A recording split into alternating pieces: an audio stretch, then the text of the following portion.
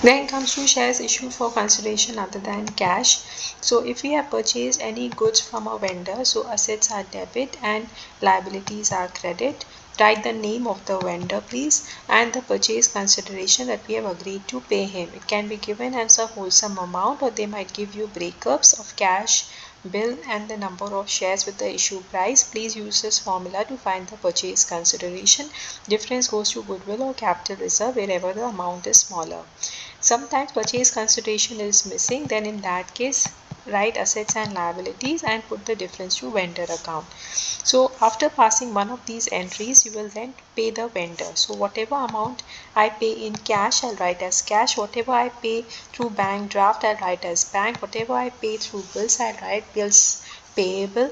The remaining amount I have to pay. So I'll use this formula, that is whatever amount I had to pay him minus cash paid minus paid through bank, paid through bills. The remaining amount divided by the issue price of one share will give me the number of shares. Please remember I have to take the number of shares just before the decimal point. Ignore any number after the decimal point. Do not do rounding off and multiply by the face value of one share to get share capital. Multiply by the premium to get SPR. You will see that because you have ignored the decimal part, there is a difference. So please add the difference to cash. The same entries you do in case of debentures also. Then coming to underwriting commission and incorporation expenses. Underwriting commission is for underwriters, incorporation expenses is for promoters. You will debit it and to underwriters or to promoters as the case may be.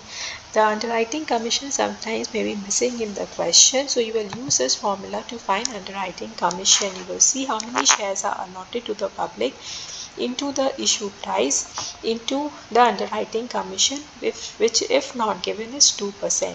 Then you will start paying them just like how you paid to the vendor. The same manner you will pay to underwriters and promoters. Please remember in this formula you always divide it by the issue price and not the face value.